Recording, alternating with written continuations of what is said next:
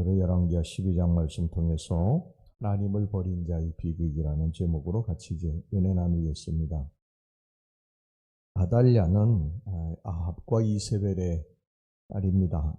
남왕국 유다를 통치했던 유일한 여인이었습니다. 이 아달랴는 북이스라엘 사마리아에서 성장했고 바알을 섬겼던 그런 여인입니다. 유다왕 여호람과 정략적인 결혼을 해가지고요, 아하시야를 낳았으나 북이스라엘의 예후에게 살해되자 겨우 피신한 손자 요아스를 제외한 모든 왕족들, 일가족을 다 몰살시키게 됩니다. 그리고 자신이 직접 왕위에 올라가지고 6년간 통치하다가 즉위 7년째 되는 해에 제사장 여호야다에게 살해됩니다. 그 이후에 이제 손자 요아스가 왕위에 올라서 40년간을 왕으로 재직했습니다. 요아스는 자신의 이 영육관의 선한 후견이었던 대제사장 여호야다가 살아있는 때는 선한 정치를 베풀었습니다. 자, 2절 말씀을 보겠습니다. 요아스는 제사장 여호야다가 그를 교훈하는 모든 날 동안에는 여호와 보시기에 정직히 행하였으되, 그런데 여호야다가 이제 죽게 되자 요아스는 궁전 내에, 예루살렘 궁전 내에 전존에 있던 바알파들이 있었어요. 그들에게 마음이 쏠리게 됩니다. 그래서 유다 왕국 내에 다시 이제 바알 숭배를 들여오게 되고, 이 바알 숭배가 기승을 부리게 되면서 영적인 침체기가 찾아들게 됐습니다. 이때 여호야다의 아들 스가랴가 일어나서 요아스 왕이 하나님 앞에 잘못한다고 그를 책망하게 되자 이 요아스를 이 성전 뜰에서 돌로 쳐 죽이도록 명령을 내리게 됩니다. 이처럼 이 처음에 순결한 신앙, 하나님을 섬기고 하나님을 사랑하던 그 마음에서 완전히 이 요아스가 벗어나게 되고요. 통치 말기에 이르러서는 이 수리아 왕 하사엘의 침공을 받아서 자신은 큰 부상을 입고 군대는 참패하게 되고, 하사엘에게 꼼짝없이 이 조공을 바쳐야 되는 그러한 상황에 빠지게 됩니다. 더욱이 그는 이를 충당하기 위해서 성전의 금은 보석들을 공출해야 하는 지경에까지 이르렀습니다. 이러한 외환에 이어서 국내적으로는 이 스가랴를 이 살해함으로써 그는 결성된 반요아스당의 위협을 받아야 했고, 그들의 손에 의해서 결국은 암살되고 말았습니다. 20절 말씀을 보겠습니다. 요아스의 신복들이 일어나 반역하여 실라로 내려가는 길 가의 밀로궁에서 그를 죽였고, 이제 우리는 이 본문의 말씀을 통해서 요아스가 비참한 최후를 맞이할 수밖에 없었던 이유가 무엇인가 살펴보겠습니다. 첫 번째 이유는요, 그가 처음 신앙을 버렸기 때문입니다. 하나님을 섬기고 하나님을 믿고 의지하던 그 순수했던 신앙을 버렸기 때문입니다. 요아스는 한마디로 처음과 끝이 완전히 달랐던 그런 비극의 주인공이었습니다. 요아스는 후견인이었던 이 대제사장 여호야다 생전에 하나님과 백성 모두로부터 칭찬과 인정을 받는 그야말로 선한 통치자였습니다. 하지만 여호야다가 죽자 기다렸다는 듯이 완전히 돌변을 하게 됩니다. 그래서 하나님을 배신하게 되고 바알 신당을 만들고 바알 앞에 절하고 백성들을 바알을 섬기도록 그렇게 했고, 백성들이 점점 이제 타락해 가는 그런 악명 높은 왕이 되어갔습니다. 그렇게 되자 지금까지 뒤에서 그를 도와주셨던 하나님께서 그를 버리시게 됩니다. 그 결과 지금까지 쌓아왔던 요아스의 부귀와 존귀는 오히려 이웃 나라의 좋은 먹이거리가 되고 말았습니다. 특히 이제 수리아의 하사헬은 요아스가 다스리는 유다 땅을 침공을 해가지고 전 국토를 마음대로 유린했습니다. 자, 17절 말씀 보겠습니다. 17절 말씀. 그때의 아람 왕 하사엘이 올라와서 가드를 쳐서 점령하고 예루살렘을 향하여 올라오고자 하므로, 그리고 마침내 수도 예루살렘을 진격하는 데까지 이르자 요아스는 왕궁과 성전 곳간에 있는 모든 물건을 다 하사엘에게 내주고 맙니다. 18절 유다의 왕 요아스가 그의 수상들 유다 왕 여호사밧과 여호람과 아하시야가 구별하여 드린 모든 성물과 자기가 구별하여 드린 성물과 여호와의 성전 곡간과 왕궁에 있는 금을 다 가져다가 아람 왕 하사엘에게 보냈더니 하사엘이 예루살렘에서 떠나가더라. 만약에 요아스가 처음 신앙과 나중 신앙이 한결같았다고 한다면요, 결코 이런 수모는 이런 실패는 하지 않게 됐을 거예요. 요아스는 변질되었고 그 결과 자신의 권위는 물론이거니와 유다 왕국의 재산과 그 미래까지도 잃어버리고 말았습니다. 여러분, 이 처음 신앙을 유지하는 게 이렇게 어렵습니다. 우리가 이 신앙생활을 하는 걸 이렇게 보면은요, 정말 처음에 가졌던 그 마음, 그 열정, 하나님 앞에 기도하던 그 자세, 이런 것들이 점점 변질되는 것을 보게 됩니다.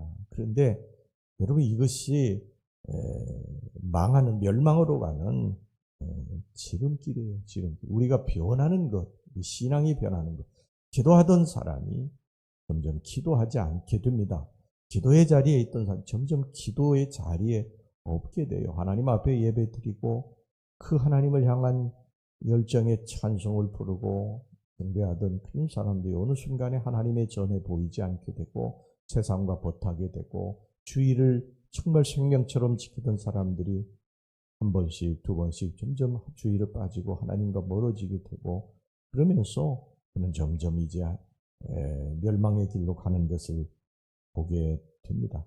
맛집 음식점이 입맛이 맛이 변했다 그러면 그 음식점 망합니다. 우리 신앙도 변질됐다, 바뀌었다, 변했다 그러면 망하는 거예요. 여러분, 성경에 대표적으로 사울왕이 그랬지 않습니까? 사울왕이 처음에 얼마나 겸손했던 왕이에요. 하나님을 경외하고 하나님을 의지하고 하나님을 높이고 전쟁에서 이기면 하나님을 위해서 기념비를 세우고 전쟁에 나가기 전에 하나님 앞에 기도하고 나가고 그랬던 왕 아닙니까? 그런데 어느 순간부터 부와 권세를 누리고 이제 왕으로서의 그 권력을 누리고 그렇게 살다 보니까 그가 변질되지 않습니까?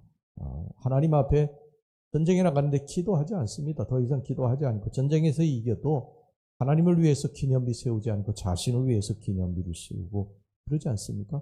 그는 하나님께 버림받게 됩니다. 이게 우리의 삶의 실패의 원인, 멸망의 원인입니다. 처음 신앙을 버리는 것. 근데 여러분, 성경이 다윗은 한결같았어요. 목동이었을 때나 그리고 권력, 부를 손에 넣었던 왕이 되었을 때나 한결같습니다. 신앙이 하나님을. 물론 잘못도 했죠. 그러나 그런 것을 철저하게 하나님 앞에 또 잘못했다고 회개하지 않습니까? 이 신앙이 변하면 안 됩니다. 할렐루야. 우리의 신앙이 변질되면 반드시 멸망의 길로 갑니다. 우리가 누리던 모든 것들 다 한꺼번에 떠나버립니다. 이것을 잊지 마시기를 주의 이름으로 축원합니다. 그 다음에 두 번째, 하나님을 버린 자는요, 비극적인 종말을 맞게 됩니다. 요아스는 시리아의 공격을 받아서 자신의 명예는 완전히 땅에 떨어졌고 국고는 완전히 바닥이 드러남으로써 파산 직전에까지 이르렀습니다. 이처럼 기진맥진한 상태에 놓인 요아스는 설상가상으로 자신의 생명을 위협하는 세력 앞에 두려워 떨어야 했습니다. 즉 요아스는 일전에 이 대제사장 여호야다의 아들 스가랴를 이 성전 뜰에서 돌로 쳐 죽인 일이 있었습니다. 사실 요아스가 이렇게 왕이 된 것은요, 여호야다 때문이거든요. 여호야다. 그리고 그 여호야다가 배후에서 이 요아스를 죽이려고 하는 그런 세력들을 다 제거하고 요아스를 왕으로서 그렇게 든든하게 세워주었고 모든 어렵고 힘든 일, 굳은 일들을 이 여호야다가 다 감당했어요. 그런데 나중에 여호야다가 죽고 나서 그의 아들을 죽인 것입니다.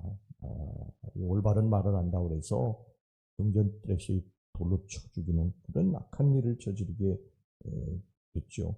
그래서 이 요아스를 싫어하는 그러한 사람들이 반 요아스 당을 결성하게 됩니다. 그때부터 이 스가랴를 죽이고 나서부터 이들은 음모를 꾸미고 호시탐탐 요아스의 생명을 노리다가 마침내 기회가 돼서 암살하게 되죠. 20절, 21절 말씀 보겠습니다. 요아스의 신복들이 일어나 반역하여 실라로 내려가는 길가의 밀로궁에서 그를 죽였고 그를 쳐서 죽인 신복은 시므아스의 아들 요사갈과 소멜의 아들 여호사밧이었더라. 그는 다윗성에 그의 조상들과 함께 장사되고 그의 아들 아마시아가 그를 대신하여 왕이 되니라. 요시아는 이렇게 암살이 돼가지고요, 다윗성에 묻히기는 했지만 왕들의 무덤에 안치되지는 못했습니다. 왕이었지만 왕의 대접을 못 받은 것입니다. 더욱이 그는 성경 족보상 예수 그리스도의 계보에 끼이지도 못하는 불명예를 맞고 말았습니다. 여러분, 이처럼 하나님을 등진 자는요, 그리고 이 땅의 생애에서 모든 것을 다 잃어버리고 수모를 당하는 일을 겪고 이것으로 끝나는 것이 아니라 죽어서도 불명예스러운 이름을 남기고 맙니다. 그야말로 하나님 없는 인생은 지옥 같은 처절한 그러한 절망을 경험하게 되는 것입니다. 우리 인생에 있어서 가장 불행이 뭔지 아십니까? 어려서 부모를 잃는 것, 물질이 없어 가난한 것, 아니면 질병에 걸려서 고생하는 것, 물론 이것도 다 우리를 슬프게 하고 아프게 하는 것이지만요, 인생의 가장 큰 슬픔과 아픔은 하나님을 떠나는 것입니다. 우리는 하나님을 기대어 살도록 이미 창조되었기 때문에 하나님 떠나게 되면 우리는 서서히 죽게 됩니다. 오직 만물의 주인이시고 우리의 생사복을 주관하시는 하나님이 우리와 함께 하시지 않고 하나님이 우리를 돕지 않으면 우리는 인생을 불행하게 살 수밖에 없게 되는 것입니다. 그러므로 우리는 무엇보다도 점검하고 또 점검해야 될 것이 뭐냐? 내가 지금 하나님을 떠나서 너무 멀리 있지 않는가? 이것에 대해서 항상 점검해야 됩니다. 하나님이 싫어하시는 죄를 범하고 살지는 않는가? 이것에 대해서도 항상 우리들이 점검해야 됩니다. 그래서 우리의 처음 신앙을 다시 회복해야 되고, 하나님을 멀리 떠나 있으면 다시 하나님께로 돌아와서 하나님 앞에 무릎 꿇게 될 때 우리의 모든 것들이 다 회복되게 될 줄로 믿습니다. 하나님 한 분만 있으면 우리는 다시 회복됩니다. 다시. 그런데 하나님 떠나면 이 세상 모든 것들을 다 가지고 있다 해도 어느 날 그것들이 다 떠나가게 되는 거예요. 그러니까 우리가 항상 이것을 잊지 말고 하나님께 내가 너무 멀리 떨어져 있지 않느냐, 하나님 품 안에서 살지 않고 너무 신앙적으로 처음 신앙을 버리고 살지는 않는가, 이것에 대해서 점검하고 우리가 잘못된 것이라 하나님 앞에 돌아와 하나님 앞에 다시 무릎 꿇는 그런 성도들이 되시길 주의 이름으로 축원합니다. 기도하겠습니다.